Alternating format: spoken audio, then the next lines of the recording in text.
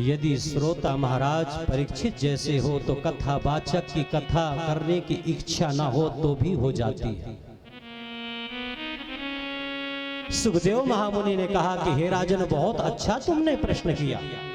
तुम जिज्ञासु हो, तुम पिपासु हो, तुम कथा के परम पिपासु हो, तुम्हें जिज्ञासा सदैव लगी रहती है। सुनो, मैं एक बहुत अच्छी कथा श्रवण करा रहा हूं जिसे प्रहलाद चरित्र कहते हैं श्रीमद् भागवत जी में।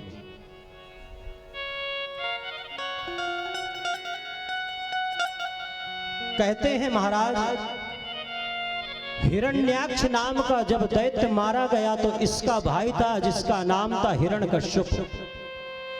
हिरण्यकश्यपु जो है ये भगवान को अपना दुश्मन मान लिया कि ये मेरे भाई का वध किए हैं। उसी समय यह तप करने के लिए चला गया। इसकी धर्म पत्नी का नाम है महाराज कयाधु।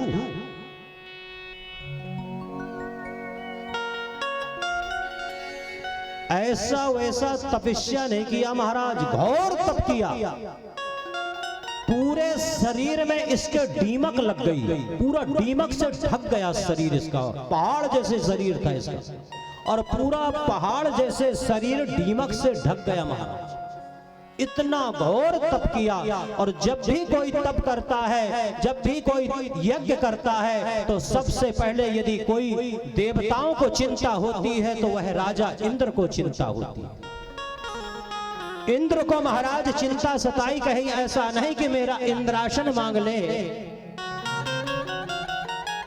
अनेक प्रकार का व्यवधान उत्पन्न करने के लिए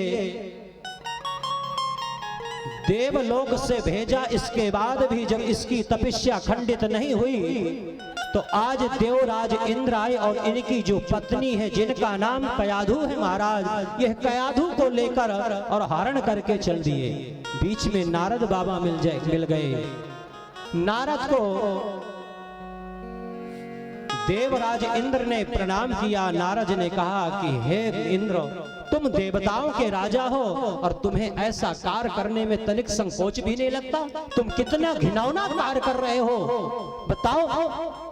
एक व्यक्ति तप कर रहा है और तुम उसके पत्नी का हरण करके ले जा रहे हो।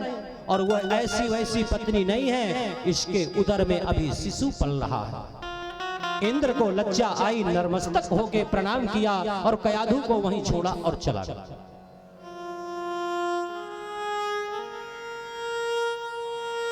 वह कयाधु माता जो है, नारद बाबा ने एक कुटिया का निर्माण किया महाराज और वहीं रहने लगे और खूब उसे बढ़िया अच्छी अच्छी बात करते हैं, सुनाते हैं। देखिए, उदर में जब शिशु पले ना तो महाभारत नहीं करना चाहिए, घर में झगड़ा नहीं करना चाहिए, अच्छे विचार आचार विचार रखना चाहिए, अच्छी बातें सुनना चाहिए, अच्छा देखना चाहिए। जैसा आप उन 9 महीने में आप आचरण करेंगे वैसे ही वह बालक जन्म लेगा। आप अब उस समय कालीन में यदि उपद्रव मचाएंगी तो दुष्ट बालक ही जन्म लेगा, वो भी आपके जीवन में उपद्रव मचाएगा।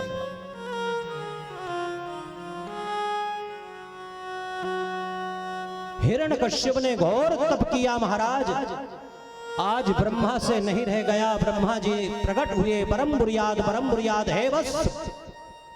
मांगो क्या चाहते हो, तुम्हारी तपस्या से हम प्रसन्न हुए, तुम घोर तप किए। हिरण्यकश्यप ने प्रणाम किया ब्रह्मदेव को और बोला कि हे ब्रह्मदेव, मुझे अमर बना दो। बोले ये असंभव है, हम ही जब अमर नहीं है तो हम तुम्हें कैसे बना दें? तो बोले यहाँ कह रहे हो कि हम तुम्हारी तपस्या से प्रसन्न हैं, मैं वरदान मांग रहा हूं तो दे नहीं रहे, फिर तप करूंगा, फिर आपको बाध्य करूंगा। ब्रह्मा जी ने समझाया, देख बच्चा, देख चेला, जो मेरे पास नहीं है मैं नहीं दे सकता हूं। यदि मैं ही अमर नहीं हूं तो तुम्हें अमर कैसे बना दूं? और इसके अलावा जो तुम वरदान, जितने वरदान चाहो सो मांग लो। तब तो महाराज इसने वरदानों की झड़ी लगा दी। कहता है ना दिन में मरूं, न रात में मरूं, न अंदर मरूं, न बाहर मरूं, न अस्त्र से मरूं, न शस्त्र से मरूं। 12 महीने में किसी महीने में मेरी मृत्यु ना हो और आपकी बनाई हुई सृष्टि से किसी से भी मृत्यु ना हो। ब्रह्मा जी ने खोपड़ी पकड़ लिया, हे भगवान, चेला तो बहुत से मिले लेकिन ऐसा पहली बार मिला, लेकिन तेरे जैसे तब भी नहीं किया। और सारे वरदान देकर ब्रह्मा अंतर ध्यान हो गए। यह सोचने लगा कि ब्रह्मा जरूर बहुत बड़े विद्वान हैं, लेकिन आज तो मूर्ख साबित हो गए। अरे मुझे ऐसा वरदान देकर चले गए तो मैं तो वैसे ही अमर हो गया। और इसने अपना गदा उठाया और महाराज अट्टहास करके समस्त धरातल के जितने राजा थे सबको बस में कर लिया, बंदी गृह में डाल दिया। अब इसके बाद भी इसका पेट नहीं भरा तो स्वर्ग पर चढ़ाई गया और सारे देवताओं को मार मार भगा दिया और इंद्र को भी भगा दिया। सारे देवता बेचारे अपना घर छोड़कर गुफाओं में अपना जीवन व्यतीत कर रहे हैं। महाराज समय यथा उचित समय आया और जो कयाधु के उदर में शिशु पल रहा था उसका जन्म हुआ, जिसका नाम प्रहलाद रखा गया।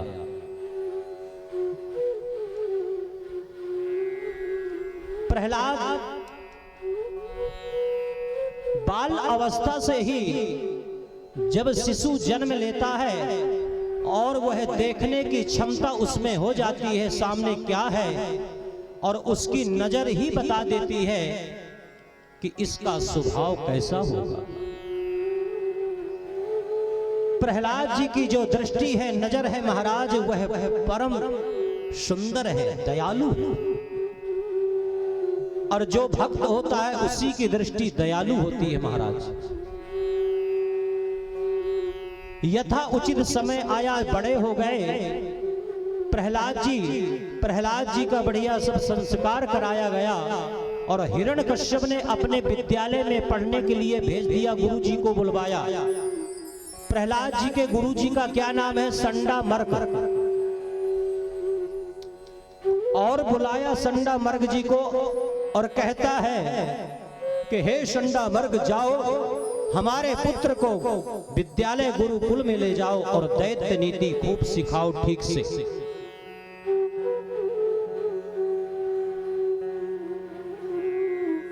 देखिए, जो सरकार का सिलेबस होगा गुरुजी वही पढ़ाएंगे। गुरु परंपरा तो अलग थी, लेकिन जो सरकार का सिलेबस रहता विद्यालय में वही पढ़ाया जाता ना। सरकार ने यदि आदेश दे दिया कि भैया गा यानी गणेश पढ़ाना बंद करो, गा यानी गधा पढ़ाना प्रारंभ करो, तो जो सरकार सिलेबस निर्धारित करेगी वही तो मास्टर जी पढ़ाएंगे स्कूल में। हिरण्यकश्यप सरकार ने यह आदेश दिया कि गा यानी गणेश पढ़ाना बंद करो, गा यानी गधा पढ़ाना प्रारंभ करो, दैत्य नीति सिखाओ।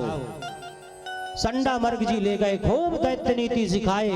एक आध वर्ष जब हो गया प्रहलाद जी को विद्यालय में गुरुकुल में, आज संडामर्ग जी वहीं से आगे जा रहे थे तो सोचे क्यों ना प्रहलाद जी को लिए जाऊं तो घर में राज्य महल में छोड़ दूंगा, जब वापिस आऊंगा तो लेते आऊंगा।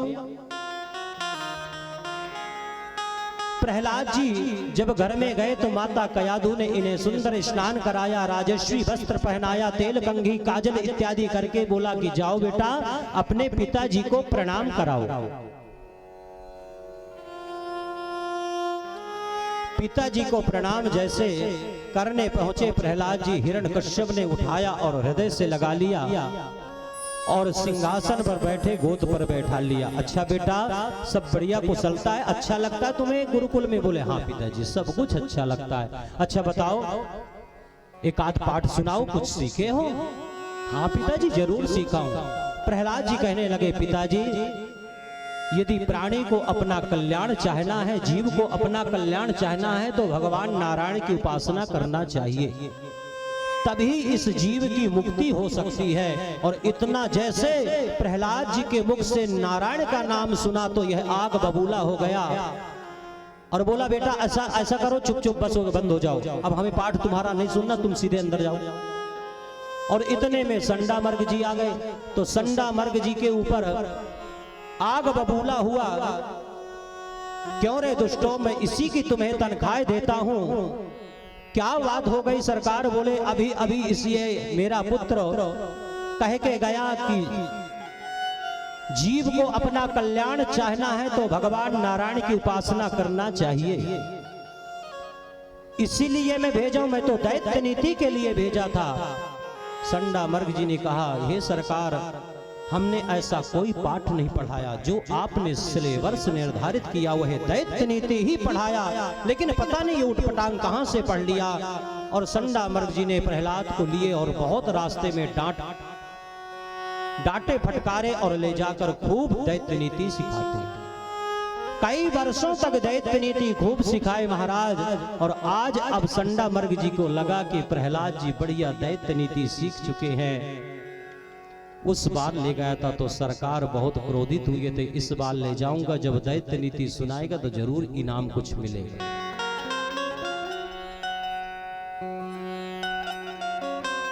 और लेकर चल दिए। फिर से कयाधु ने स्नान कराया और बोला कि जाओ पिताजी को प्रणाम कराओ। पिताजी इस बार बहुत खुश थे कि बहुत दिनों के बाद मेरा बेटा प्रहलाद आया है, जरूर दैत्य नीति में निपुण हो गया होगा। प्रहलाद को हिरण्यकश्यप ने अपने गोद में बैठा लिया, सिंहासन उच्च सिंहासन पर बैठ गया और कहने लगा कि हे बेटा अब कुछ दैत्य नीति बढ़िया सुना दे। तो प्रहलाद जी ने सुनाया। सुनिए आप लोगों ने, आप लोग सुनिए क्या प्रहलाद जी कह रहे हैं। अरे श्रवणम कीर्तनम विष्णु स्मरणम पाद सेवनम अर्चनम वंदनम दास्यम सरव्यम आत्मनिवेदनम इति पुंसार्पिता विष्णु भक्तिश्चेतनवल्क्षण क्रियते भगवत्कृत्वा तन्मयोधीतमुच्चमम्।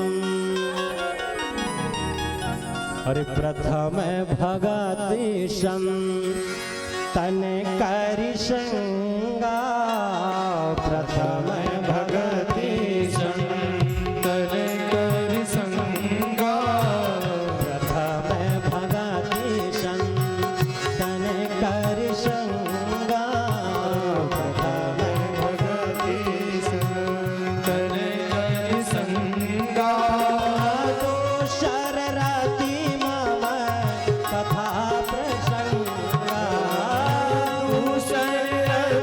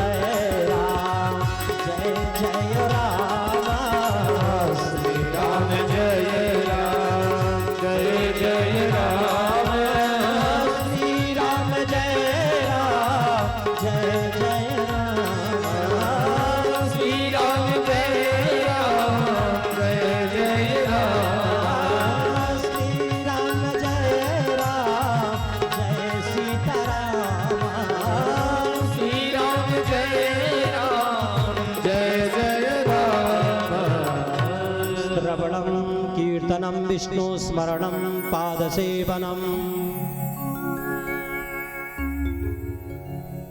आग बबूला हो गया।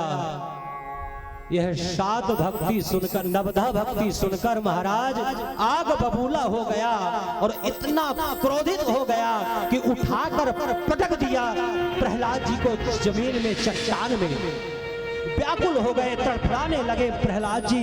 कयाधु मां ने तुरंत प्रहलाद जी को उठाया, अपने हृदय से लगाया और संडा मर्ग जी के ऊपर तलवार निकालकर गर्दन में रख दिया। क्यों रे मूर्ख, अभी वह 2-3 बात सुनाया था जब पिछले बार आया था, अब तो 9-9 बातें सिखा रहा है, बता रहा है। नवदा भक्ति सुना गया। इलाज करना पड़ेगा, बीमारी दिन प्रति दिन बढ़ते जा रही है। अब तो संडा मर्ग जी थर थर कांपने लगे। महाराज, हे सरकार, आपकी सौगंध, चाहे जिसकी सौगंध खाने के लिए मैं तत्पर हूं, तैयार हूं। मैंने ऐसा कोई पाठ नहीं पढ़ाया, ये लगता है पढ़ा पढ़ाया ही आ गया। लेकिन हिरण्यकश्यप का क्रोध शांत नहीं हुआ। महाराज, अनेक प्रकार का दंड दिया प्रहलाद को। ऊंचे ऊंचे शिखरों से, पहाड़ों से ढकेला गया। जहां से व्यक्ति गिरे तो एक एक गोटी हो जाए। बात न करें हो तिवारी जी, आप हमारा डिस्टर्ब होता, हमें लगता क्या हो गया, कुछ हो गया क्या? राधे राधे राधे राधे। तो ऊंचे ऊंचे शिखरों से पटका गया। इसके बाद प्रहलाद जी नहीं मरे। विषपान कराया गया, काल कोठरी में डाला गया, सर्पों को बीच में डाला गया, हाथी के पैरों से कुचलवाया गया, भोजन पर पाबंदी लगाई गई। अनेक प्रकार के जितने प्रयत्न होते हैं मरने के लिए, हिरण्यकश्यप ने सब करवा दिया, लेकिन प्रहलाद जी नहीं मरे।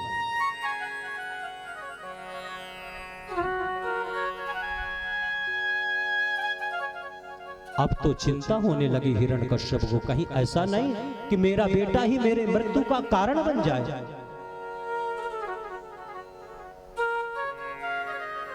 भारी चिंता सताने लगी। महाराज, इनकी बहन है जिनका नाम होलिका है। होलिका आई और बोली कि ए भैया, चिंता मत करो, मेरे रहते हुए मेरा भाई चिंता करे।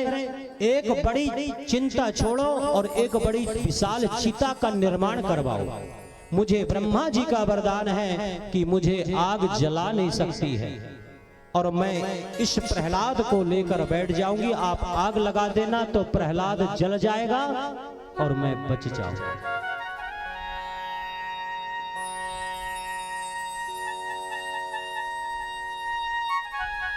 उनके अनुसार यह सब चिता बनाई गई और आग लगाई गई, लेकिन महाराज उल्टा हो गया। प्रहलाद जी के ऊपर आंच नहीं आई और होलिका जल के राख हो गई। जब जलने लगी होलिका तो यह चीखती हुई, चिल्लाती हुई ब्रह्मा जी को पुकारने लगी, हे ब्रह्मदेव, आपका वरदान झूठा है। ब्रह्मा जी प्रकट हुए, बोले मैंने वरदान दिया था कि तुम्हें आग जला नहीं सकती है। मैं तुम्हें यह वरदान नहीं दिया था कि तुम पकड़ पकड़ के किसी को जलाओ तो तुम बची रह जाओगी। बोले राधे राधे।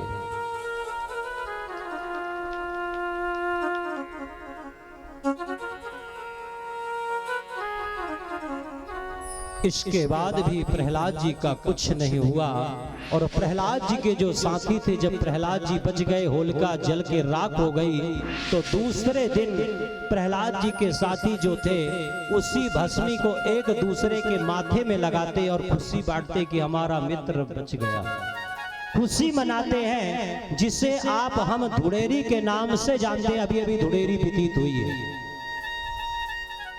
हम लोग गुलाल का टीका एक दूसरे के लगाते हैं और गले मिलते हैं। होलिका दहन का मतलब होता है कि बुराई को जला देते हैं और सत्यता को बांट लेते हैं।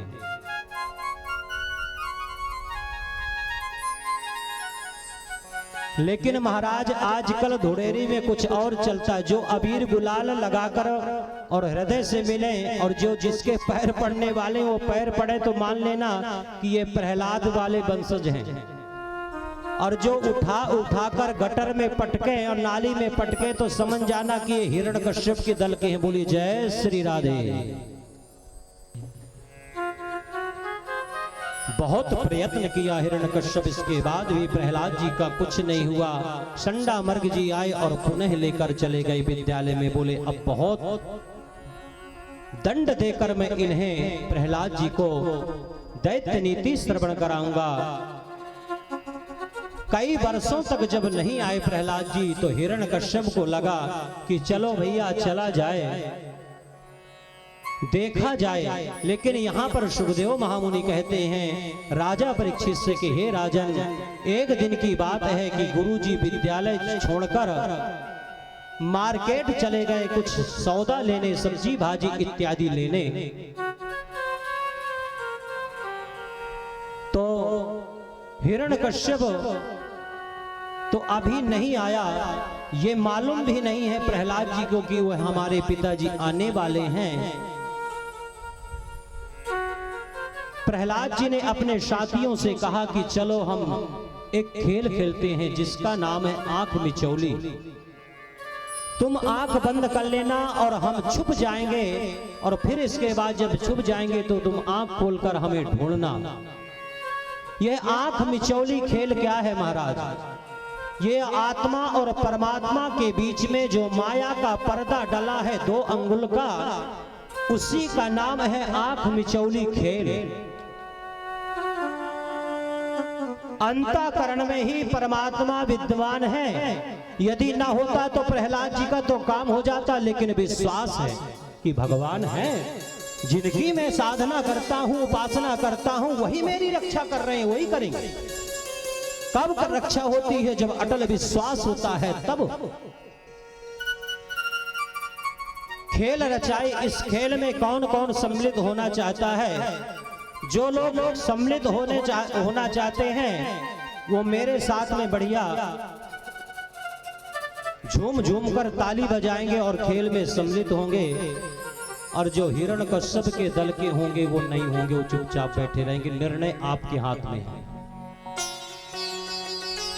अच्युतम केशवम कृष्ण दामोदरम, अच्युतम केशवम कृष्ण दामोदरम, अच्युतम केशवम कृष्ण दामोदरम, अच्युतम केशवम कृष्ण दामोदरम, राम नारायणं जानकी वल्लभम, राम नारायणं जानकी वल्लभम, राम नारायणं जानकी वल्लभम, राम नारायणं जानकी वल्लभम, अच्युतम केशवम कृष्ण दामोदरम, अच्युतम केशवम कृष्ण दामोदरम, राम नारायणं जानकी वल्लभम,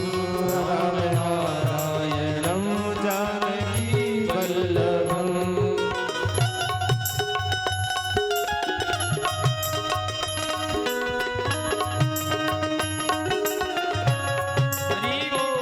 सभी लोग तालियों की सेवा देते हुए, प्रहलाद जी है भजन गा रहे हैं और प्रहलाद जी के साथी भी बहुत बढ़िया झूम झूम के ताली बजा रहे हैं। आप भी बजाइए।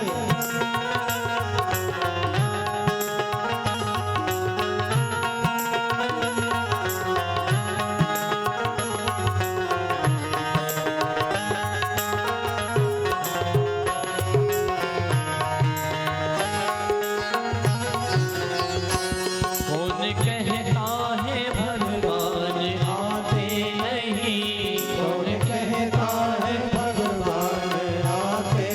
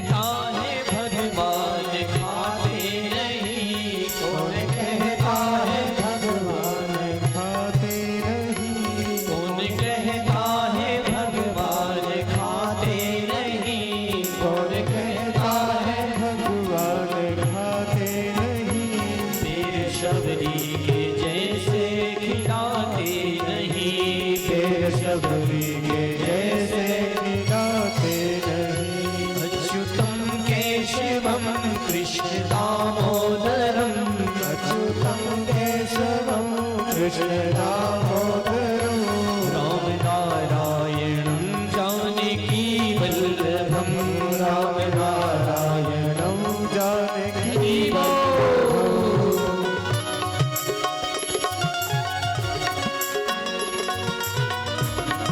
भक्त वत्सल भगवान की जय हो।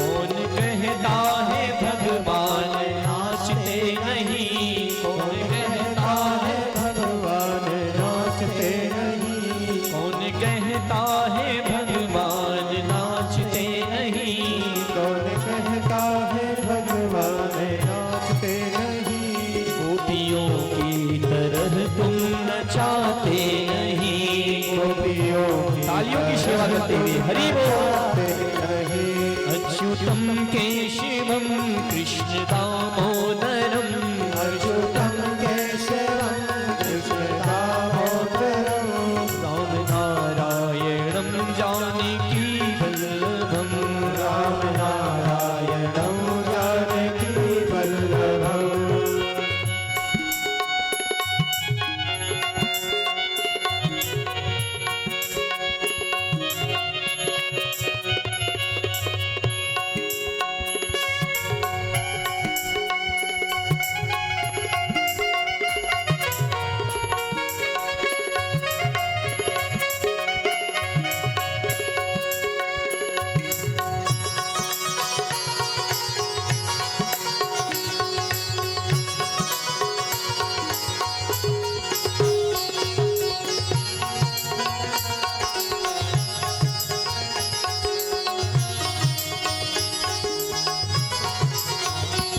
कौन कहता है भगवान सोते नहीं, कौन कहता है भगवान सोते नहीं, कौन कहता है भगवान सोते नहीं, कौन कहता है भगवान सोते नहीं, माँ यशोदा के जैसे सुलाते नहीं, माँ यशोदा के जैसे सुनाते नहीं, माँ यशोदा के जैसे सुलाते नहीं, माँ यशोदा के जैसे सुनाते नहीं, अच्युतम केशवम कृष्ण दामोदरम, अच्युतम केशवम कृष्ण दामोदरम, राम नारायणं जानकी वल्लभम, राम नारायणं जानकी वल्लभम, राम नारायणं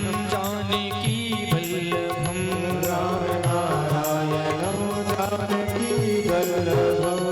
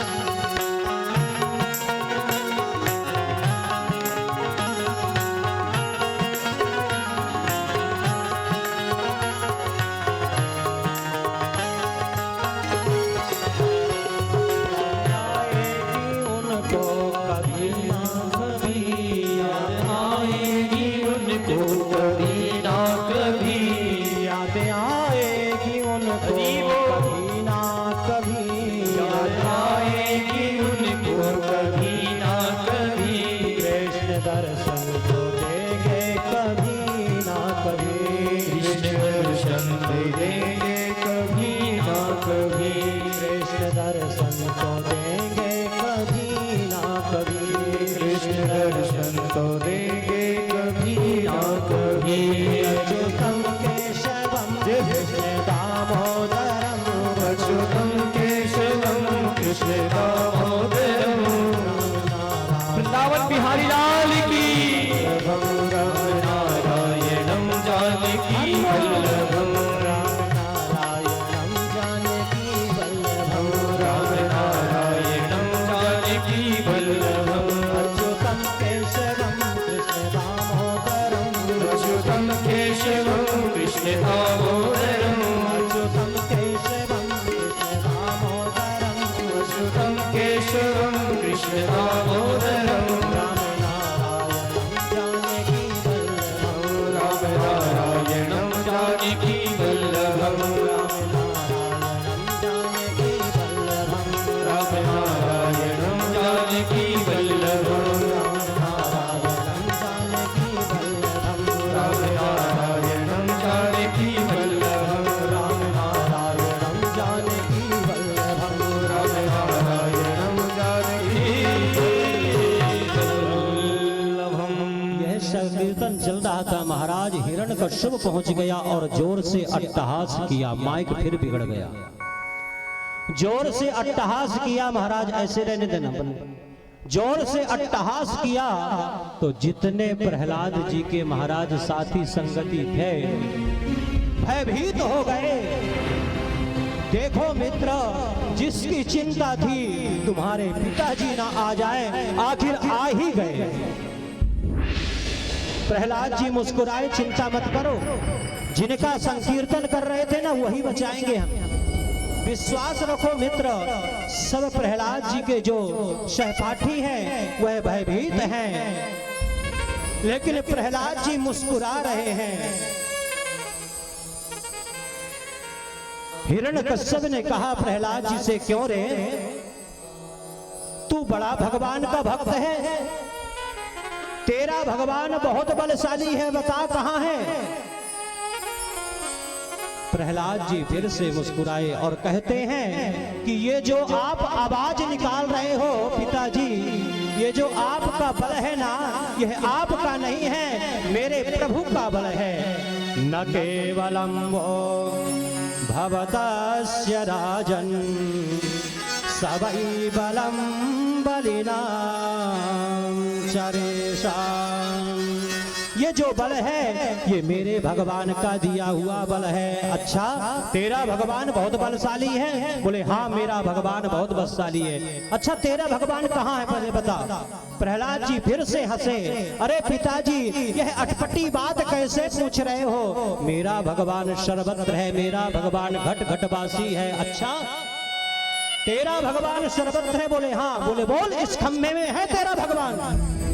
बोले हाँ। जहां भगवान की हाँ वहां भगवान आ जाते हैं।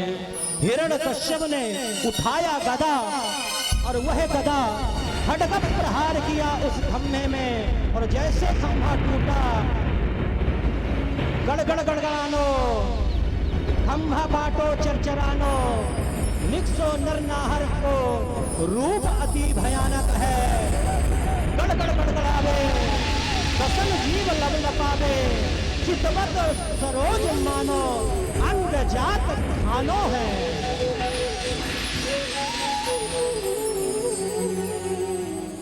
हिरण्यकश्यप देखा, हे भगवान, तेरा भगवान तो वास्तव में विचित्र है। ठीक मध्याह्न 12 बजे खंभा फाड़ के नरसिंह भगवान प्रकट हो गए। बोलिए नरसिंह भगवान की।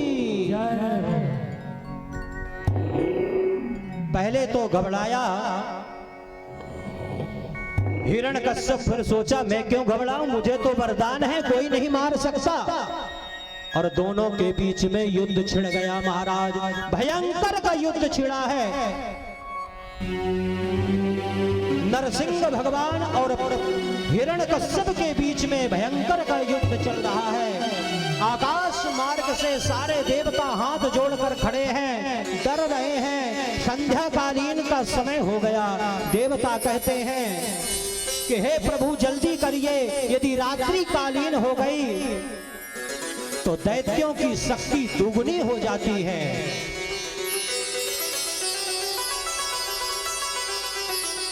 भगवान ने फटकार लगाया ब्रह्मा जी को कि पहले वरदान देते हो फिर हाथ जोड़कर खड़े रहते हो। संध्या कालीन समय आ गया, भगवान ने उठा के पटक दिया हिरण्यकश्यप को और डेहरी पर बैठ गए और अपने कंधे में लिटा लिए, अपने जंघों में लिटा लिए। हिरण्यकश्यप मुस्कुराया, मेरा कुछ नहीं कर सकते हो, मुझे वरदान प्राप्त है। बोले क्या वरदान है? बोले मुझे वरदान है कि ना अंदर मरूं ना बाहर। बोले देख ना अंदर है ना बाहर है, डेहरी में है, बीच देहली में है। इसीलिए कहते हैं कभी देहली पर नहीं बैठना चाहिए, बीच देहली में है। अच्छा मुझे और वरदान प्राप्त है। बोले बोले क्या? न बोले ऊपर मरूं ना नीचे। बोले न देख न ऊपर है न नीचे, मेरे जंघों में। बोले दिन में मरूं ना रात में। बोले देख न दिन है न रात है, संध्या कालीन समय यह स्पेशल ज्योतिष के हिसाब से गणना होती है। तो बोले मुझे एक वरदान और प्राप्त है।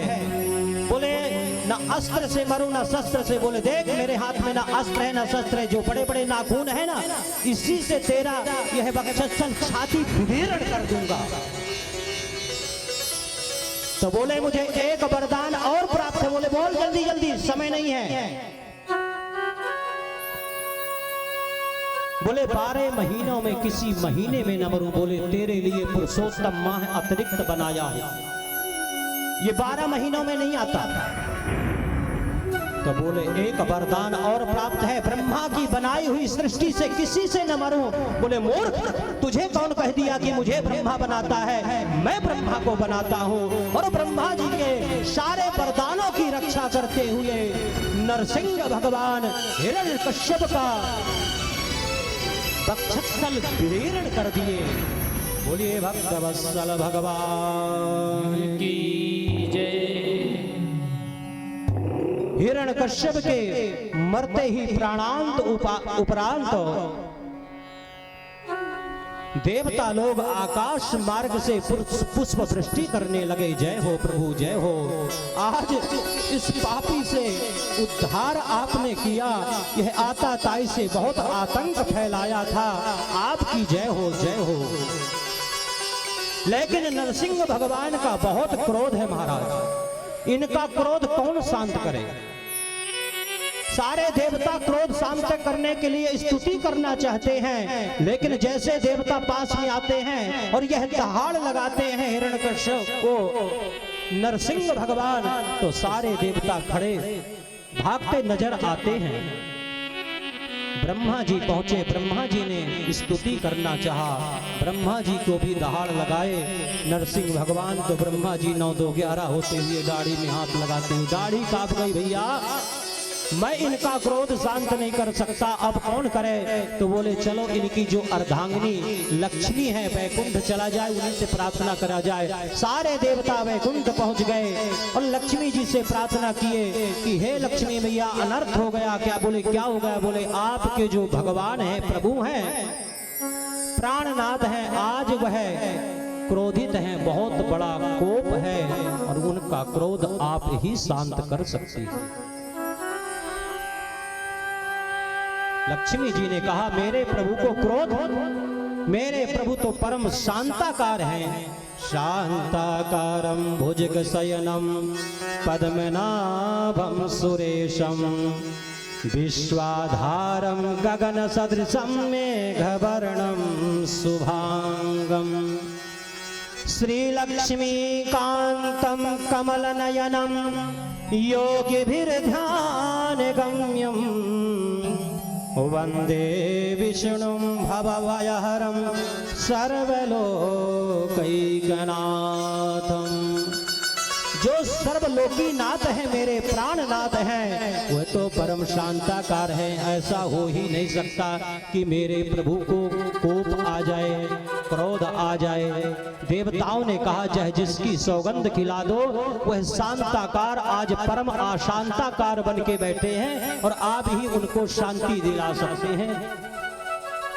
सुंदर लक्ष्मी जी ने 16 श्रृंगार किया महाराज। सोने की थाली में आरती सजाया, छम छम करते हुए चल दिए और जैसे नरसिंह भगवान के पास गई और चरणों से आरती करते हुए और जैसे मुखमंडल की आरती की वैसे नरसिंह भगवान ने दहाड़ लगाई, सो आरती की थाली फेंकी और दैया मैया करते हुए भाग दी। हे भगवान, हे मैया, किसके पास खड़े कर दिए, ये मेरा भगवान हो ही नहीं सकता। लो, अर्धांगिनी कह रही है कि मेरा यह भगवान मेरे स्वामी नहीं है, मेरे पतिदेव नहीं। मैंने अपने पतिदेव को ऐसे इसके पहले कभी नहीं देखा। अब इनका क्रोध कौन शांत करे, क्योंकि अंगार बरस रहा इनके नरसिंह भगवान के आंखों से क्रोध। तब सब देवता मिलकर प्रहलाद जी से कहने लगे, हे प्रहलाद, तू ही इनका क्रोध शांत कर सकता है। प्रहलाद जी गए और भगवान नरसिंह को दंडवत साष्टांग प्रणाम किए। जैसे प्रणाम किए वैसे नरसिंह भगवान अपने गोद में बैठा लिए, सहलाने लगे, चाटने लगे, ऐसा वात्सल्य उमड़ा, क्षमा याचना करने लगे। हे भक्त प्रहलाद, तू मुझे क्षमा कर दे, मुझे आने में विलंब हो गया, देरी हो गई। देवता लोग हाथ जोड़कर कह रहे हैं, धन्य है आज प्रहलाद, हमने अभी तक भक्तों को क्षमा याचना करते देखता है, भगवान से याचना करते हैं, आज भगवान स्वयं भक्त से क्षमा मांग रहे हैं।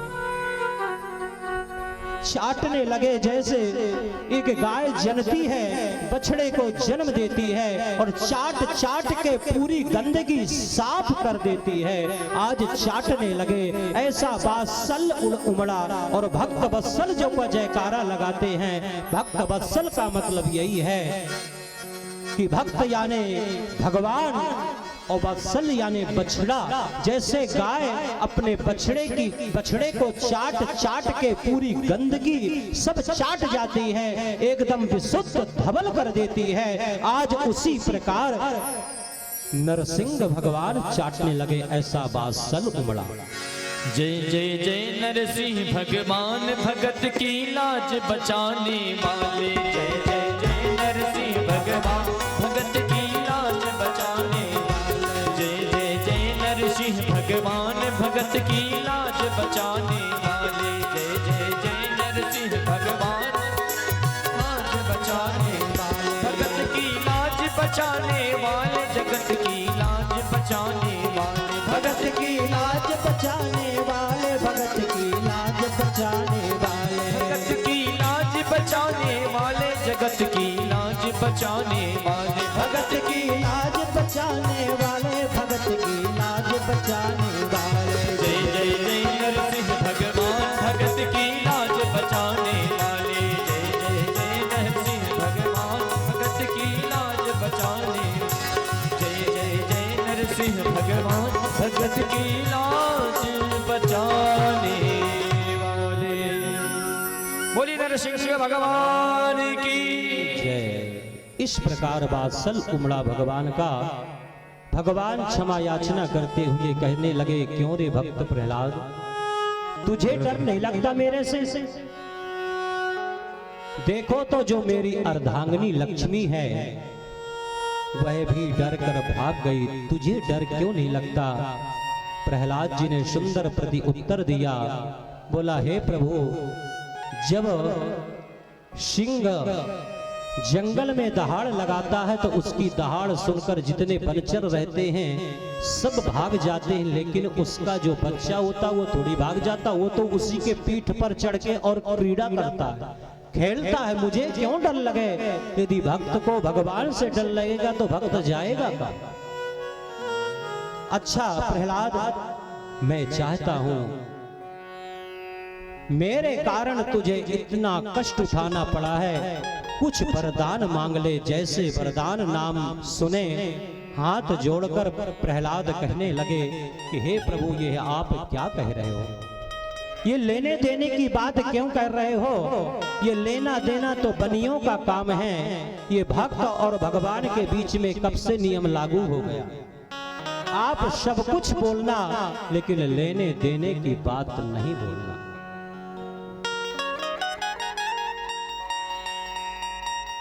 अनेक प्रकार से जब प्रयत्न किए और भगवान नरसिंह ने कहा कि मेरी खुशी के लिए मांग ले, तो भक्त प्रहलाद ने कहा यदि मुझे कुछ देना चाहते हैं तो ये जो मेरे पिताजी का 100 डला है ना, इसको अपने परम धाम भेज दो। इतना सुनकर नरसिंह भगवान के नेत्र सृजल हो गए और कहने लगे, हे भक्त प्रहलाद, तेरे जैसे परम भागवत जिस कुल में जन्म लेता है तो माता पिता को तो छोड़ो, 7 पीढ़ी को तार देता है, और फिर इसका वध तो मेरे द्वारा ही हुआ है। जो अंत समय में मेरा नाम लेता है उसको भी मेरा धाम मिलता है, और इसकी सदगति तो मेरे हाथ हुई है। वह तो वैसे ही परम पद को प्राप्त हो गया। बोलिए भक्त वत्सल भगवान की जय। हर समदर्शी, हर समदर्शी मोहि कह सब को, समदर्शी सब को, समदर्शी मोहि कह सब को, समदर्शी मोहि कह सब को, सेवक प्रिय गति सो, सेवक प्रिय गति सो, सेवक प्रिय अनन्य गति सो, सेवक प्रिय गति सो, समदर्शी मोहि कह सबको, समदर्शी मोहि कह सब को, समदर्शी मोहि कह सबको, समदर्शी मोहि कह सब को, सेवक प्रिय गति सो, सेवक प्रिय गति सो, सेवक प्रिय गति सो,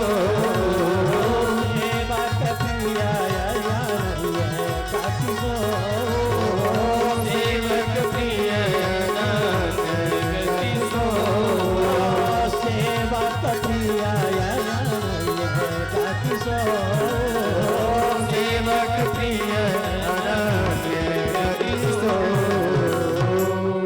सुखदेव मुनि राजा परीक्षित से कहते हैं कि हे राजन, अब कौन कहेगा कि भगवान पक्षपात करते हैं? यदि भगवान पक्षपात करते तो भक्त प्रहलाद भी तो दैत्य कुल के थे, फिर भक्त प्रहलाद पर इतनी कृपा क्यों बरसाए? भगवान समदर्शी हैं, जो जिस भाव से परमात्मा को बुलाता है भगवान उसी भाव से प्राप्त होते हैं।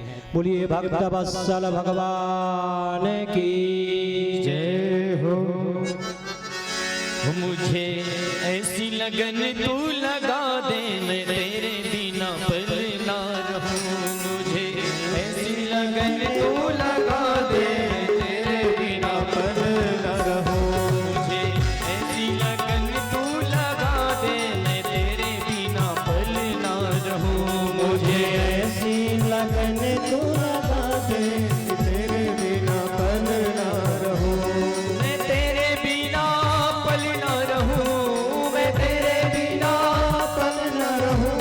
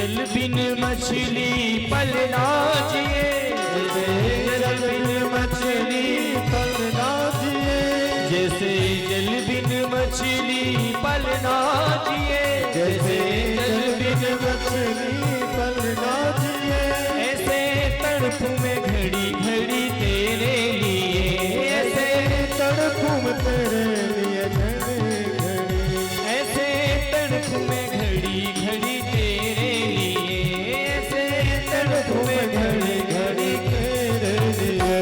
दिल में प्यार वाला दीप जला दे, दिल में प्यार वाला दीप जला दे, मैं तेरे बिना पले ना रहूं, मुझे ऐसी लगन तू लगा दे, मैं तेरे बिना पल ना वृंदावन बिहारी लाल की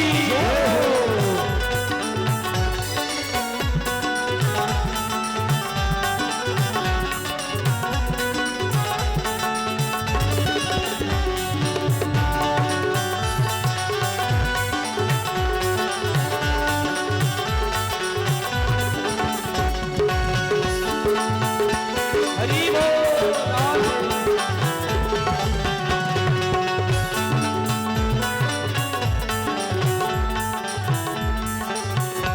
तूने दिल को चुराया मैंने कुछ ना कहा, तूने दिल को चुराया मैंने कुछ ना कहा, हे गोविंद हे ठाकुर, हो तूने दिल को चुराया मैंने कुछ ना कहा, तूने दिल को चुराया मैंने कुछ ना कहा, तूने बड़ा तड़पाया मैंने कुछ ना कहा, तुझे बड़ा तड़पाया मैंने कुछ ना कहा, तूने बड़ा तड़पाया मैंने कुछ ना कहा, तूने बड़ा तड़पाया मैंने कुछ ना कहा, अब एक झलक दिखला दे, अब एक झलक दिखला दे, मैं तेरे बिना पल ना रहूं, मुझे ऐसी लगन तू लगा दे कि तेरे बिना पल ना रहूं, मुझे ऐसी लगन तू लगा दे, मैं तेरे बिना पल ना रहूं, मुझे ऐसी लगन तू लगा दे कि तेरे बिना पल ना रहूं।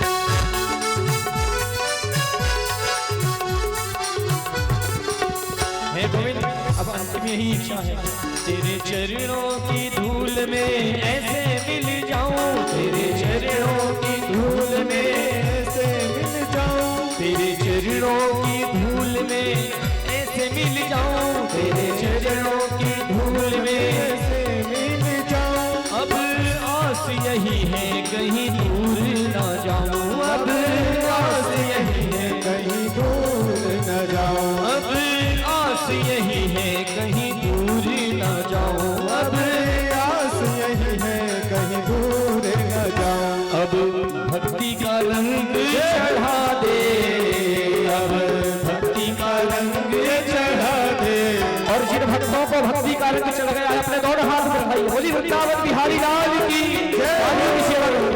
अब भक्ति का रंग चढ़ा दे, मैं तेरे बिना पले ना रहूं, अब भक्ति का रंग चढ़ा दे कि तेरे बिना पल न रहूं, अब भक्ति का रंग चढ़ा दे, मैं तेरे बिना पले ना रहूं, अब भक्ति का रंग चढ़ा दे मैं तेरे बिना पल न रहूं, मैं तेरे बिना पल न रहूं, मैं तेरे बिना पल न रहूं, मैं तेरे बिना पल न रहूं, मैं तेरे बिना पल न रहूं। अच्छा, जितने लोग चाहते हैं कि मैं तेरे बिना पल न रहूं, ठाकुर जी उठाइए दोनों हाथ, उठाइए दोनों हाथ सभी लोग और तालियों की सेवा कर दिए। मुझे ऐसी लगन तू लगा दे, मैं तेरे बिना पल न रहूं, मुझे ऐसी लगन तू लगा दे, मैं तेरे बिना पल न रहूं, मुझे ऐसी लगन तू लगा दे, मैं तेरे बिना पल ना रहूं, मुझे ऐसी लगन तू लगा दे, मैं तेरे बिना पल ना रहूं। बोलिए भक्त वत्सल भगवान की जय हो। इस प्रकार सुखदेव महामुनि राजा परीक्षित से कहते हैं कि हे राजन, अब कौन कहेगा कि भगवान पक्षपात करते हैं। और राजा परीक्षित का संदेह भी समाप्त हो गया। सुखदेव महामुनि कहते हैं कि हे राजन, एक समय की बात है, दुर्वासा मुनि भगवान हरि के दर्शन करने के लिए वैकुंठ गए। भगवान ने अपनी माला दुर्वासा ऋषि को प्रदत्त कर दी, दुर्वासा ऋषि के गले में डाल दी।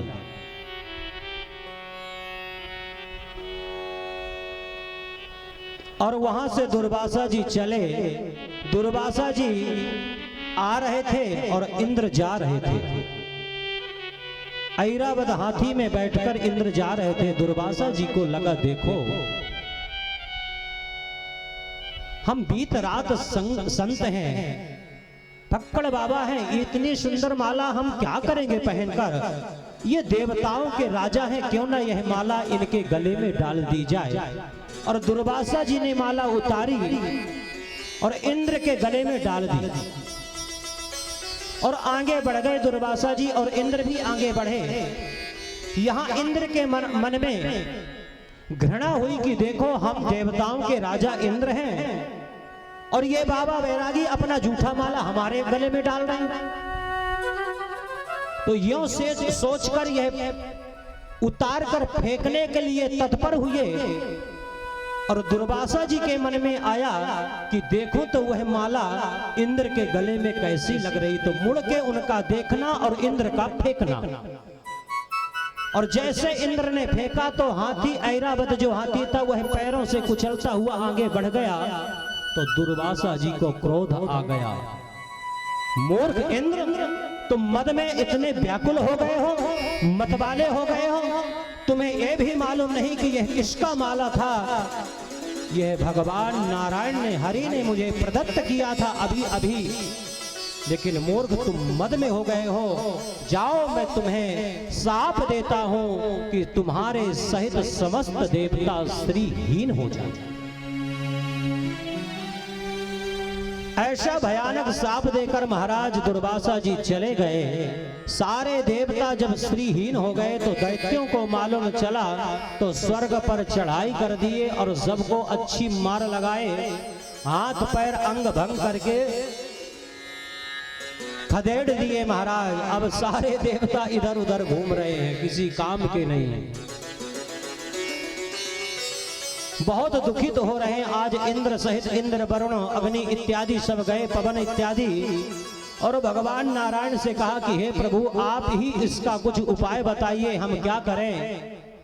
हमारा ही घर छीन लिए दैत्य लोग, हमें अब क्या करना चाहिए। भगवान नारायण ने कहा कि हे देवताओं, तुम श्रीहीन हो गए हो, इसलिए अब कुछ नहीं कर पाओगे। दुर्वासा जी के शाप अनुसार आप लोग श्रीहीन हो चुके हो और आपकी जो श्री है वह समुद्र में समाहित हो गई। इसलिए यदि तुम पुनः वह बलशाली होना चाहते हो तो तुम्हें समुद्र मंथन करना पड़ेगा। देवताओं ने कहा कि भगवान, ये कैसे संभव होता है, इतना बड़ा समुद्र कैसे मंथन किया जाएगा। कोई तालाब थोड़ी है कि कर सके, ये तो समुद्र है। बोले अकेले नहीं कर सकते हो, ये जो दैत्य है ना, इनका सहयोग लेना पड़ेगा। बोले वो कैसे सहयोग प्रदान करेंगे। बोले करेंगे, उनको बोलिए कि हम समुद्र मंथन करेंगे और समुद्र से जब अमृत निकलेगा तो हम उसे आपस में पान कर लेंगे, बांट कर पी लेंगे। फिर चाहे जितना लड़े झगड़े आपस में, किसी की किसी काल में मृत्यु नहीं होगी। बिना स्वार्थ के कोई काम में हाथ नहीं बटाता है। देवताओं ने जाकर यह प्रस्ताव रखा दैत्यों के पास। दैत्यों ने कहा भैया इससे हमें क्या मिलेगा? बोले जितना हम पिएंगे उतना आपको भी मिलेगा, ये हमारा वचन है। देखो आखिर माता भले अलग अलग हो, दीति और अतिथि अदिति, लेकिन पिता तो हम एक ही पिता के संतान हैं, कश्यप की संतान हैं, और आए दिन लड़ते झगड़ते रहते हैं और मर जाते हैं। इससे यही होगा कि हमारी मृत्यु नहीं होगी। दैत्यों के मन में महाराज यह बात बैठ गई। समुद्र मंथन करने के लिए, मथानी के लिए मंदिराचल पर्वत को उठाने का प्रयत्न किए, और जैसे उठाए वह नहीं उठा पाए, धड़ाम से गिरा तो कई के हाथ पैर टूट गए महाराज। तब भगवान को स्मरण किए तो भगवान ने कहा कोई भी कार्य करने के पहले गणेश जी का स्मरण करना अति आवश्यक है, गणपति का पूजन करना अति आवश्यक है। आप लोगों ने गणेश जी को क्यों नहीं पुकारा? तब जाकर देवताओं ने गणेश की वंदना की। अलिमंडल मंडित गंड तलम तीन की कृत कोमल चंद्र कलम।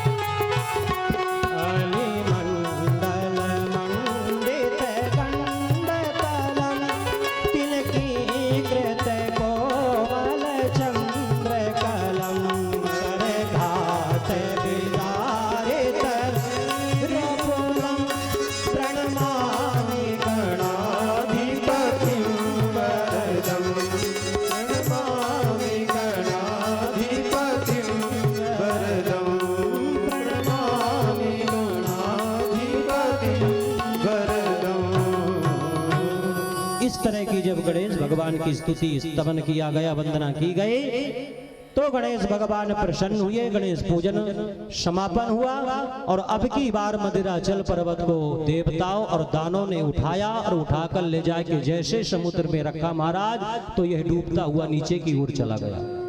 सब देवताओं ने फिर से पुकारा भगवान नारायण को, तो आज भगवान मेरे प्रभु एक रूप में खड़े रहे और दूसरे रूप में प्रकट हो गए, कश्यप रूप में, कछुआ का रूप रख लिए। बोलिए कश्यप भगवान की जय हो।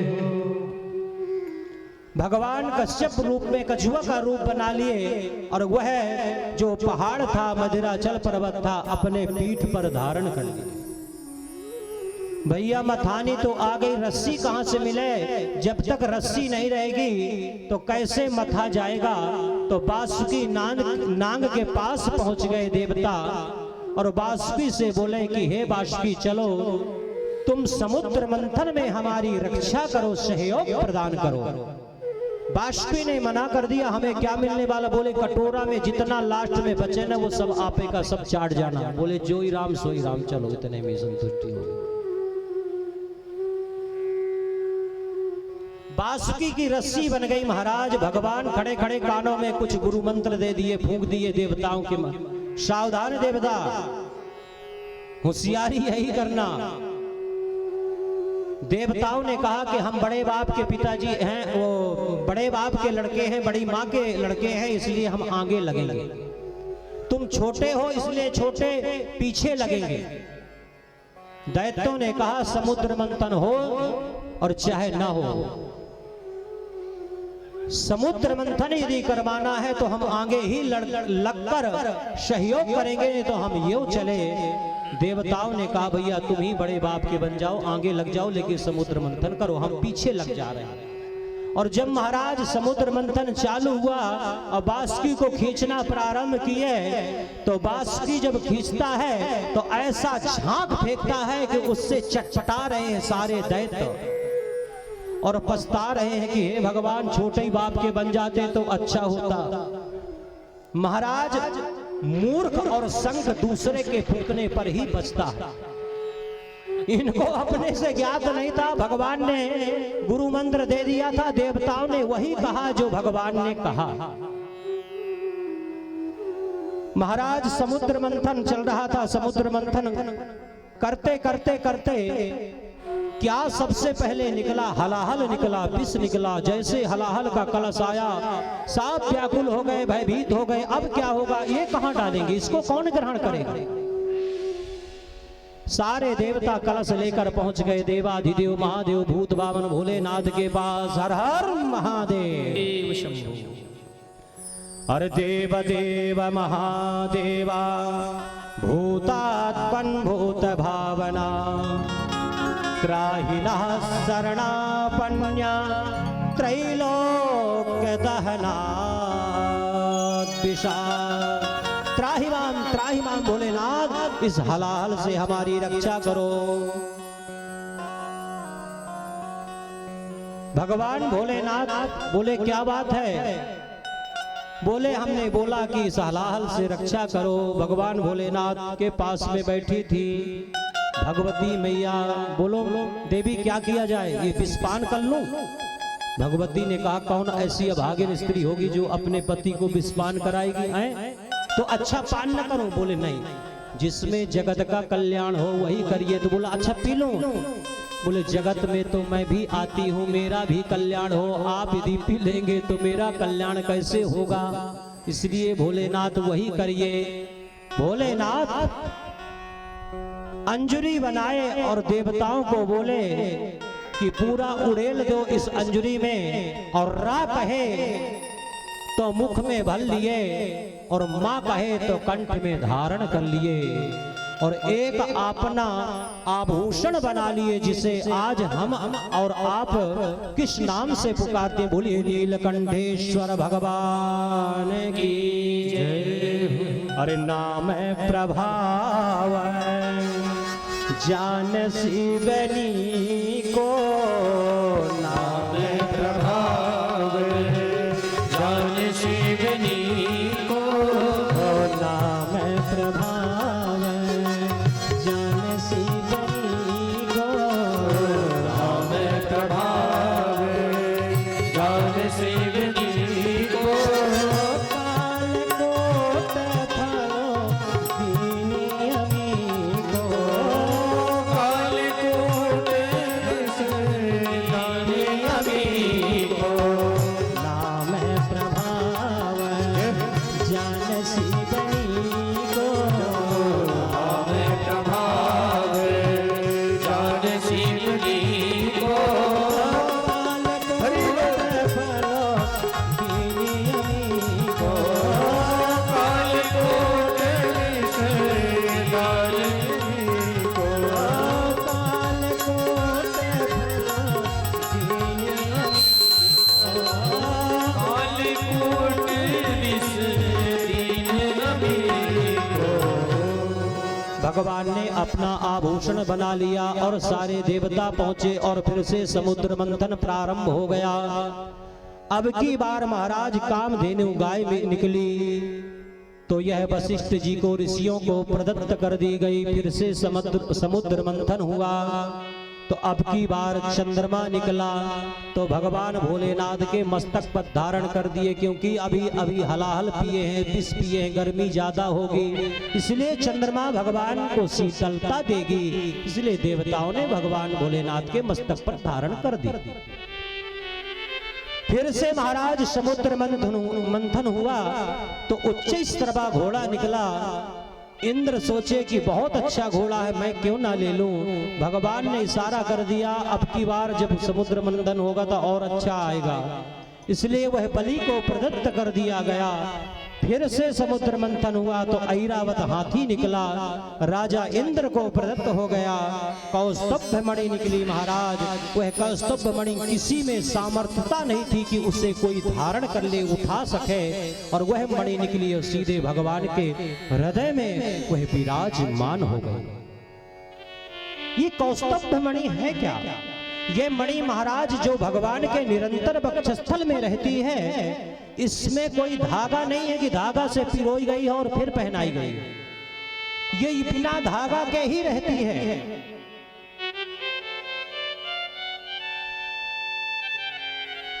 और तो और जब भगवान पीतांबर पहनते हैं तो यह ऊपर आकर विराजमान हो जाती है, और जब पीतांबर उतार देते हैं तो पुनः वक्षस्थल में यह बैठ जाती है।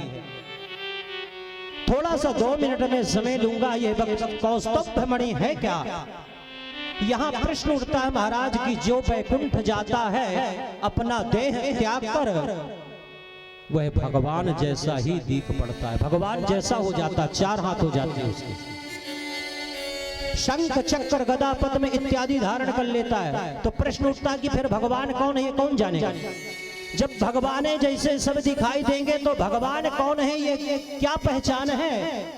तो बोले यही पहचान है, सबके 4 हाथ रहते हैं लेकिन कौस्तुभ मणि जो होती है वह भगवान के वक्षस्थल में ही रहती है। भृगु महाराज ने जो पाद प्रहार किया था वह चरण चिन्ह भगवान के हृदय में ही रहते हैं और किसी के हृदय में नहीं रहते। भगवती जो लक्ष्मी हृदय में बिना निवास करती हैं वह सदैव भगवान के हृदय में ही। ये 3 पहचान है भगवान की। तो बोले कौस्तुभ मणि का विशेषता क्या है? भृगु महाराज ने पाद प्रहार किया, चरण हम जान गए, वह चिन्ह हो गया। लक्ष्मी मैया को जानते हैं लेकिन कौस्तुभ मणि क्या है महाराज? बोले जब यह प्रलय होता है ना तो उसी कौस्तुभ मणि में सब समाहित हो जाता है। सारा संसार को परमात्मा धारण किया है नित्य, तभी हमारा यह संसार चलता है। कुछ लोग वैज्ञानिक डॉक्टर इंजीनियर कहते होंगे कि महाराज को अच्छा मंच मिला है, बढ़िया बोल रहे, जो चाहे वो बोले, लेकिन यह परम सत्य है। यदि यह सत्य ना होता तो कल्पना करो, किसी डॉक्टर और इंजीनियर वैज्ञानिक में यह सामर्थ्यता नहीं है कि माता के आंचल में दुग्ध का संचार कर दे। वह परमात्मा में यह सामर्थ्यता है कि अभी तक कोई आंचल में दूध का संचार नहीं हुआ महाराज, और जैसे शिशु जन्म लिया ऑटोमेटिक दूध संचार होने लगा। ये कौन सप्लाई करता, कहां से हो रही? कभी आपने सोचा, कल्पना किया? ये लाइट हमें मिल रही है, पावर हाउस बैठा तो वहां से सप्लाई हो रही, तब तो मिल रही है। ऐसी पावर हाउस वही परमात्मा है, वही सप्लाई करता है। जैसे लड़का बड़ा हुआ, दांत उगाए, अब तू अनाज खा सकता हो, इसे कनेक्शन काट दिया गया महाराज। यही है परमात्मा की सृष्टि और यही है चलाने का ढंग।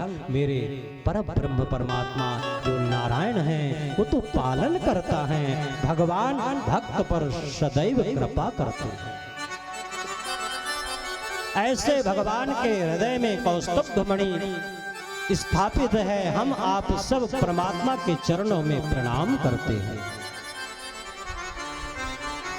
अब की बार पुनः समुद्र मंथन हुआ महाराज,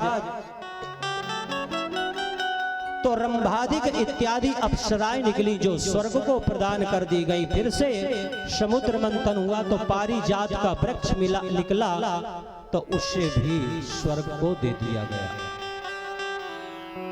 फिर से जब समुद्र मंथन हुआ तो एकदम से बिजली चमकी और चमक के कहां गई, 1 मिनट के लिए चिकचौंधी आ जाती है, आंख बंद हो जाती है महाराज। और जैसे आंख खोली वैसे लक्ष्मी मैया प्रकट हो गई। बोलिए लक्ष्मी मैया की जय।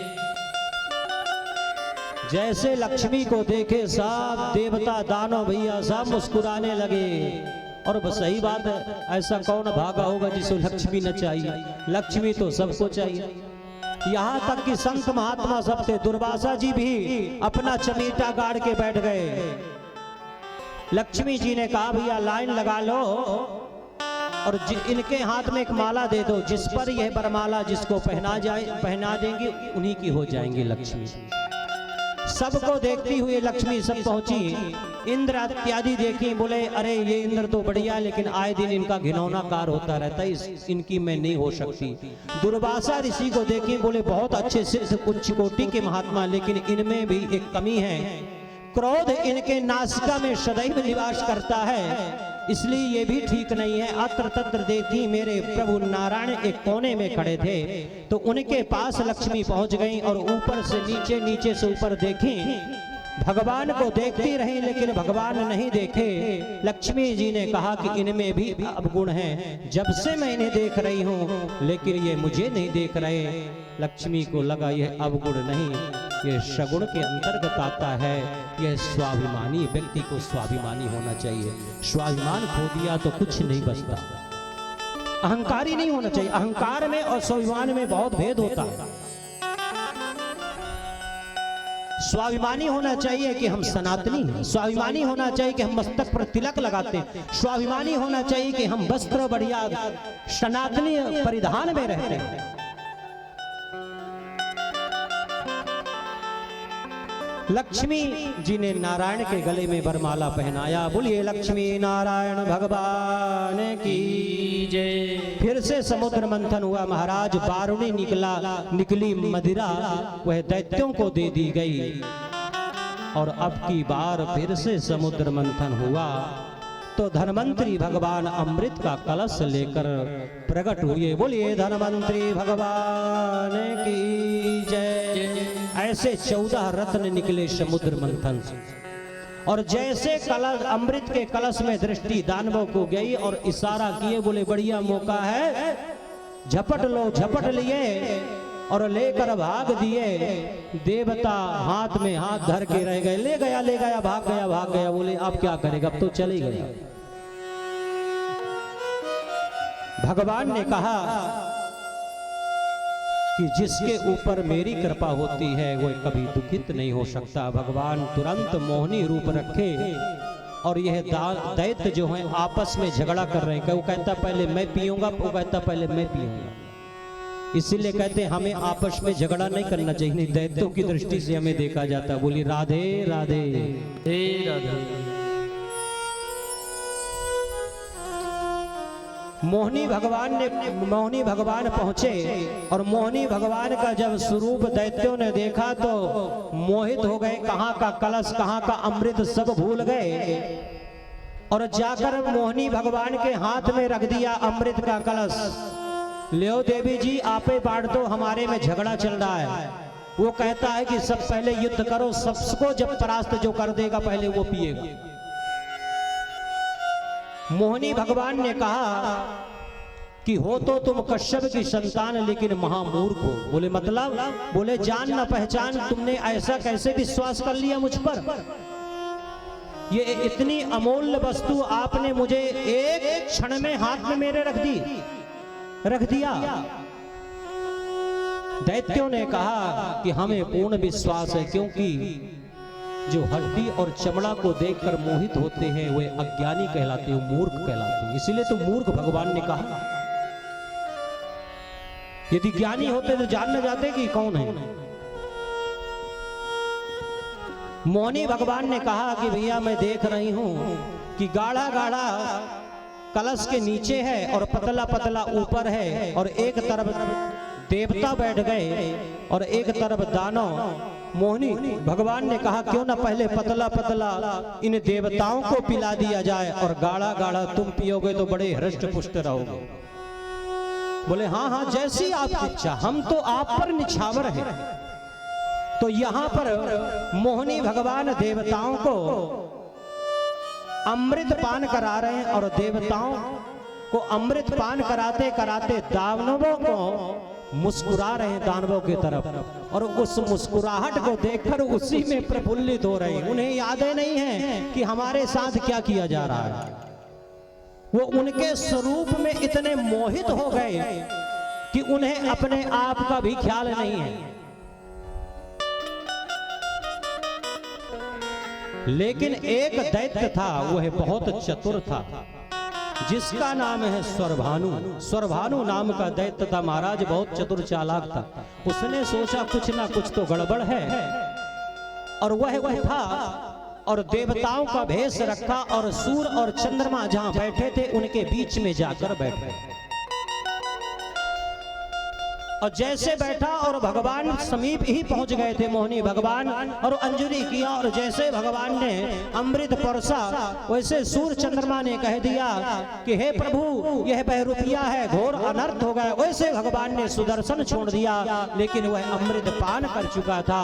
वही जाके छाया ग्रह रूप में नवग्रह जो यहाँ यज्ञ भूमि में स्थापित है, हमारे यहाँ नवग्रहों की पूजा होती है, वही नवग्रह में छाया ग्रह के रूप में राहु और केतु के रूप में स्थापित हुए। भगवान ने सुदर्शन जरूर छोड़ा, मस्तक का सर का भेदन कर दिया, लेकिन अमृत पान कर चुका था, इसलिए उसकी मृत्यु नहीं हुई। जब दैत्यों को मालूम चला कि ये तो छलिया विष्णु हैं और मोहिनी रूप रखकर छल लिया, सब कुछ बर्बाद कर दिया, तो देवता और दानव के बीच में भयंकर का युद्ध छिड़ गया, जिसका नाम देवासुर संग्राम रखा गया। इस धरती से राजा दशरथ जैसे प्रतापी राजा उस युद्ध में भाग लिए, देवताओं की सहायता करने हितार्थ। सारे दैत्य मारे गए, देवताओं की विजय हुई, क्योंकि अमृत पान कर चुके थे और देवता अपने स्वर्ग में चले गए। लेकिन महाराज जो दैत्य गुरु शुक्राचार्य हैं, वह एक मंत्र जानते हैं जिसका नाम है मृत संजीवनी महामृत्युंजय मंत्र। मृत संजीवनी महामृत्युंजय कर दिया जाए यदि किसी के लिए सच्चे मन से अच्छा विद्वान ब्राह्मण हो, निष्ठावादी हो, कर्म कांड का प्रकांड विद्वान हो, सारी क्रियाओं में निपुण हो और संकल्प उस व्यक्ति को ले, जो व्यक्ति मरणासन आसन में है, तो निश्चित रूप से उसकी मृत्यु भी टल जाएगी। इसका ये प्रभाव है। मृत संजीवनी मंत्र से शुक्राचार्य जी ने जीवित कर दिया, पुनर्जीवित हो गए। राजा बलि ने कहा कि हे प्रभु क्या करे, किया जाए गुरुदेव। बोले देखो, ये जो भगवान विष्णु छलिया है ना, ये बार बार छल लेता। यदि ये किसी से डरता है, किसी को मानता है, तो वो ब्राह्मणों को मानता है। ये ब्राह्मणों को नहीं छलता, ये ब्राह्मणों का बहुत हितैषी है। इसलिए हे राजा बलि, यदि तुम अपना भला चाहते हो तो ब्राह्मणों को खूब मनाओ, खूब खिलाओ। अब राजा बलि ने भैया झारा निमंत्रण कर दिया। पूरे क्षेत्र के ब्राह्मण, पूरे राज्य के जितने ब्राह्मण हैं, सबके घर सूचना भिजवा दी गई कि भोजन कोई नहीं बनाएगा। आज के बाद किसी ब्राह्मण के घर में चूल्हा चक्की नहीं चलेगा। सबका झारा निमंत्रण राजा बलि के यहाँ। एक प्रकार का नहीं मारा, 56 प्रकार के व्यंजन बन रहे हैं।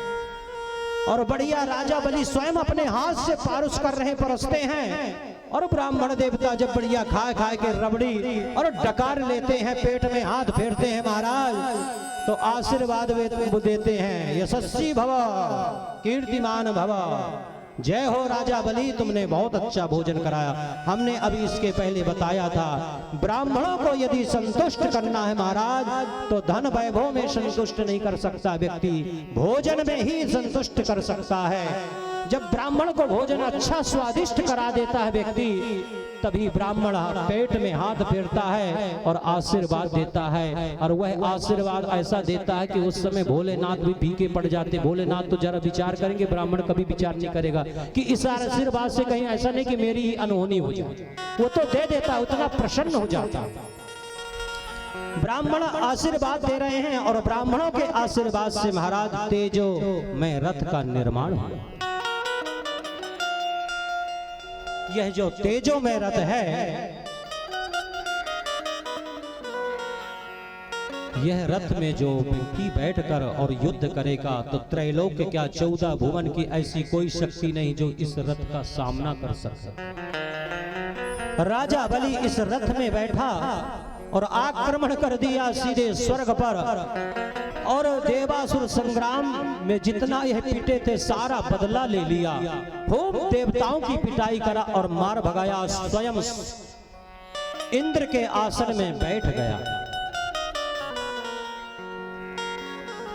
गुरु शुक्राचार्य जी ने, दैत्य गुरु शुक्राचार्य जी ने कहा कि हे बलि, इस आसन में वही बैठता जो 100 यज्ञ कर चुका हो। इसलिए तुम्हें एक नहीं 100 यज्ञ करना पड़ेगा, तभी तुम इस आसन में बैठ सकते हो। अच्छा गुरुदेव, समय नहीं है, विलंब मत करिए, ये यज्ञ मुझे कहां पर किस क्षेत्र में करना चाहिए? बोले और कहीं नहीं, नर्मदा तट में यह यज्ञ संपादित किया जा सकता। नर्मदा के तट में जो व्यक्ति साधना, कथा, पुराण, भागवत, यज्ञ अनुष्ठान करता, उसका 1000 गुना ज्यादा फल की प्राप्ति होती है। साधना के लिए नर्मदा है और मुक्ति के लिए गंगा है, जो यह प्रभावित हो रही है अभी। ये भी तो गंगा है, शब्द रूपी गंगा है, जिसमें हम आप गोता लगाकर अपने पापों को प्रक्षालन करते हुए भगवान भगवत प्राप्ति की ओर अग्रसर है।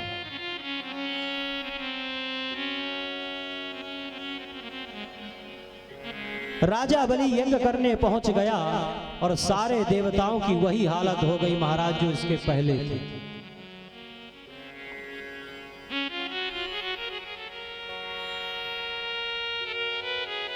जो अदिति मैया है, देवताओं की माता, वह अपने पति कश्यप से याचना करती हैं, प्रार्थना करती हैं कि हे स्वामी, मेरे पुत्रों की, मेरे संतानों की क्या दुर्दशा, आए दिन चाहे जब घर छोड़ना पड़ता है, स्वर्ग छोड़ना पड़ता है, मुझे क्या करना चाहिए, कौन सा उपाय करना चाहिए जिसमें मेरे पुत्रों का भला हो सके, उत्थान हो सके।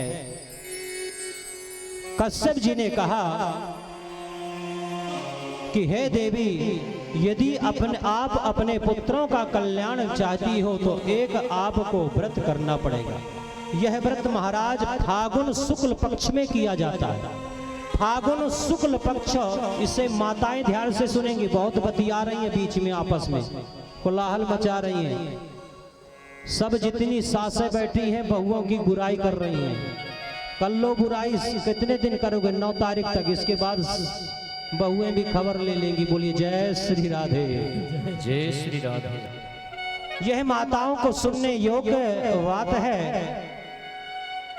यहाँ कश्यप ऋषि कहते हैं अदिति माता से कि हे देवी, यदि आप अपने पुत्रों की रक्षा कुछ करनी चाहती हो तो सुनो, एक व्रत धारण करना पड़ेगा।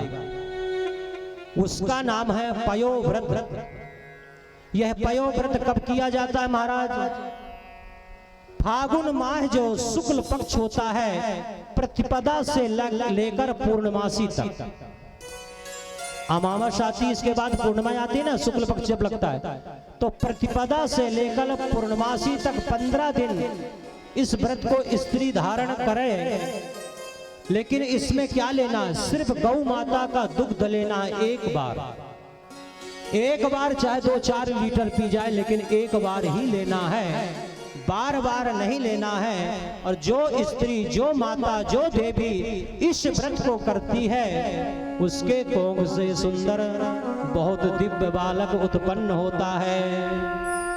अदिति माँ ने इस व्रत को धारण किया और इस व्रत के प्रभाव से महाराज गर्भ स्थापित हुआ। और समय आने पर,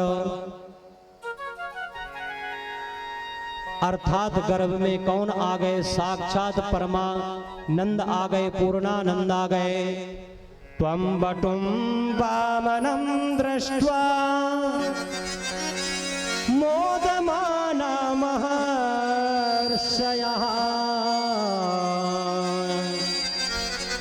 कर्माणि कारयामाशु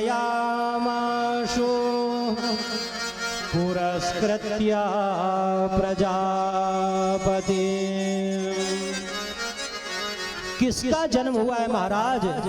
भगवान बटुक ब्राह्मण वामन भगवान का जन्म हुआ है। ठीक 12 बजे मध्याह्न। बोलिए वामन भगवान की जय हो। अदिति माँ के उदर से वामन भगवान का जन्म हुआ। वामन का मतलब होता है वामन अंगुल। भगवान कितने अंगुल के हैं? ब्राह्मण के यहाँ जन्म लिए वामन अंगुल के, इसलिए इनका वामन रखा गया नाम। जब वामन भगवान प्रकट हुए, भाद्रपद शुक्ल पक्ष द्वादशी के दिन अभिजित मुहूर्त में मध्याह्न ठीक 12 बजे, भादों का महीना था, शुक्ल पक्ष था, द्वादशी बामन द्वादशी के नाम से हम आप जानते हैं ना, बामन द्वादशी थी। ठीक मध्याह्न 12 बजे बामन भगवान का प्रकटीकरण हुआ। जब भगवान का प्रकटीकरण हुआ तो इनका यज्ञोपवीत संस्कार कराया गया। यदि ब्राह्मणों का 16 संस्कार होता है महाराज, और 16 संस्कार में यदि सबसे कोई प्रमुख संस्कार है ब्राह्मणों का, क्षत्रियों का, तो वह यज्ञोपवीत संस्कार है। यज्ञोपवीत संस्कार कराया गया। ब्रह्मा जी ने कमंडलू दे दिया, अदिति मैया ने लगोटी पहना दी, कश्यप जी ने मेखला पहना दी, सरस्वती मैया ने रुद्राक्ष की माला भेंट कर दी, पहना दी, और भूदेवी ने चरण पादुका प्रदत्त कर दी, खड़ा हूं। आकाश ने छत्र प्रदत्त कर दिया महाराज। कुबेर ने भिक्षा पात्र दे दिया, और अन्नपूर्णा ने भिक्षा प्रदान कर दी, और बृहस्पति गुरु बृहस्पति ने कान में गायत्री मंत्र दे दिया और बोला जाओ चेला भिक्षाटन करके लाओ। सो बामन भगवान 5 घर पहुंचे और भिक्षाटन करके लान के बृहस्पति को दिए। गुरु बृहस्पति ने कहा कि हे बेटा, हे चेला, ये 5 घर की संपत्ति भिक्षा नहीं चाहिए मुझे त्रैलोक की भिक्षा चाहिए तुमसे।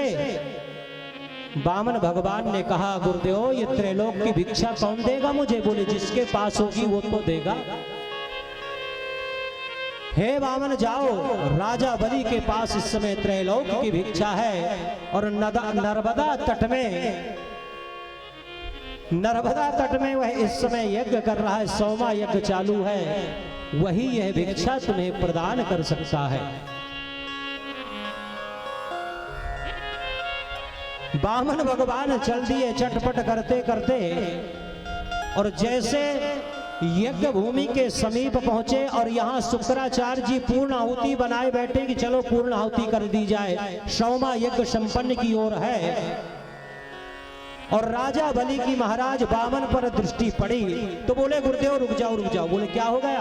बोले एक बहुत तेजस्वी बालक दिखाई पड़ रहा, वो आ रहा है, पहले मैं उसका सत्कार कर दूं। क्यों? राजा बलि को जब से यह तेजो में रथ निर्माण करके देवताओं को यह दिया गया, और दैत्यों को दिया गया ब्राह्मणों के आशीर्वाद से, तब से बलि ब्राह्मण भक्त हो गए।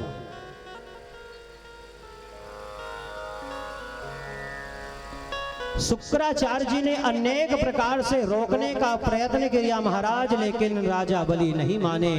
1-2 ब्राह्मणों को लेकर और बामन के पास पहुंच गए और प्रणाम किए कि धन्य है प्रभु, आप कितने तेजस्वी ब्राह्मण दिख पड़ रहे, कोई साधारण ब्राह्मण नहीं हो आप।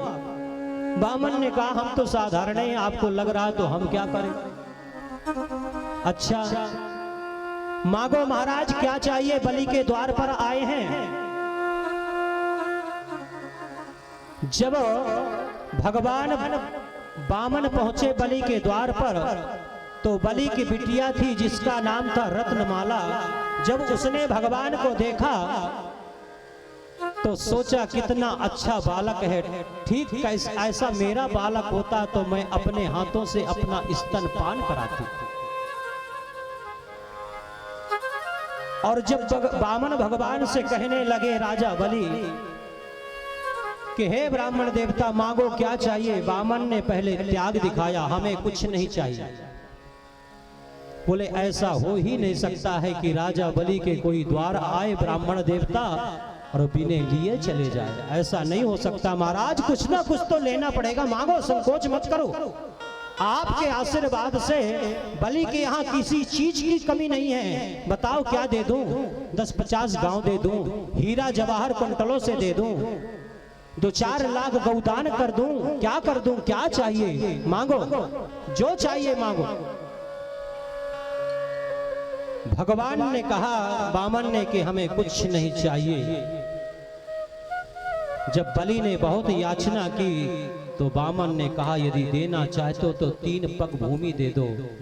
बलि को हंसी आई, बोले महाराज आप बुरा मत मानना, एक बात कहता हूँ, जैसे आप पौने हो ना वैसे आपकी बुद्धि भी पौनी। आपने मांगा तो क्या मांगा, 3 पग भूमि, 3 पग भूमि दूंगा तो लोग बाग क्या मेरा हास्य परिहास्य करेंगे समाज में कि देखो राजा बलि के पास क्या कुछ नहीं था, ब्राह्मण को 3 पग भूमि दिया।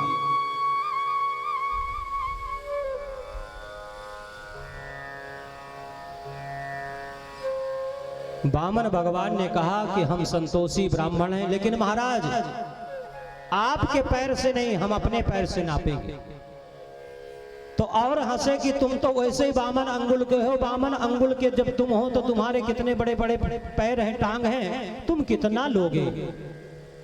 ठीक है दिया। बोले ऐसे नहीं राजा बलि, संकल्प करिए। संकल्प हुआ, ओम एतद् विष्णुर्विष्णुः श्रीमद्भगवतो महापुरुषस्य विष्णुराज्ञया। कोई भी यज्ञ अनुष्ठान भागवत पुराण पूजन पाठ किया जाए उसमें संकल्प अति आवश्यक होता है महाराज। संकल्प नहीं होता तो कुछ नहीं माना जाता, सब अधूरा होता है।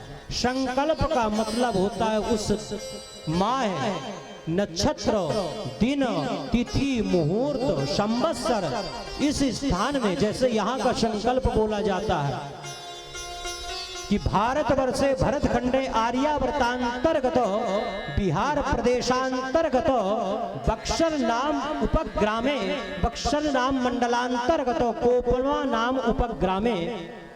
यदि घर में है तो गृहवास्तु प्रांगण है, यदि यज्ञ मंडप में आप बैठे हैं और पूजन कर रहे हैं, आप हमारे भैया जी ठाकुर साहब पूजन में यज्ञ में प्रमुख यजमान बने हैं, नित्य इनसे संकल्प हमारे विद्वान ब्राह्मण काशी विश्वनाथ बनारस से पधारे हैं, जरूर रोज कराते होंगे, हम सुनते भी हैं, घर से हमें सुनाई देता है।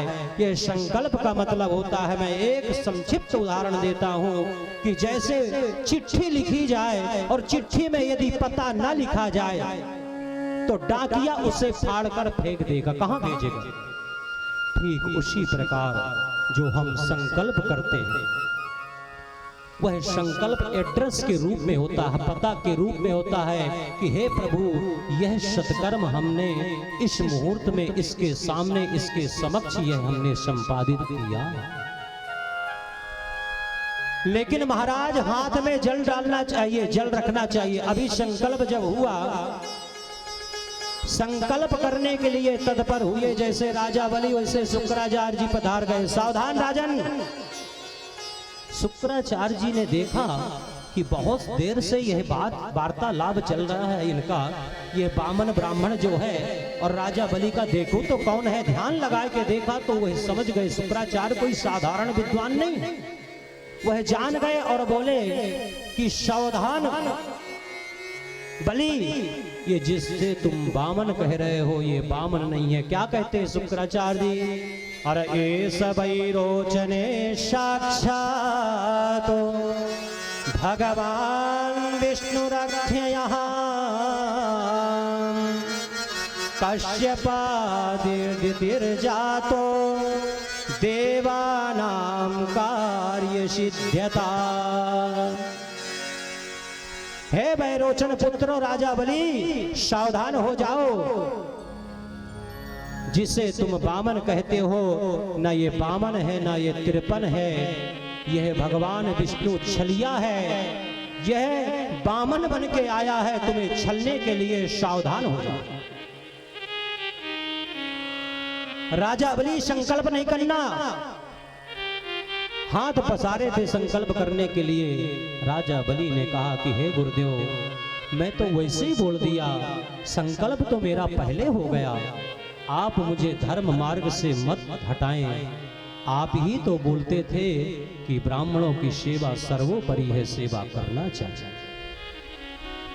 अनेक प्रकार का शुक्राचार्य जी ने समझाया कि यह कश्यप का बेटा अदिति मां के उदर से आया है और यह देवताओं का कार्य सिद्ध करने के लिए तुम्हें छल रहा है। इसके बाद भी बलि ने कहा कोई बात नहीं, यदि ये छल भी लेंगे तो विजय मेरी होगी, क्योंकि मैं इनके दर पर नहीं गया, दरवाजे ये मेरे आए हैं। मेरा भी नाम होने दीजिए गुरुदेव।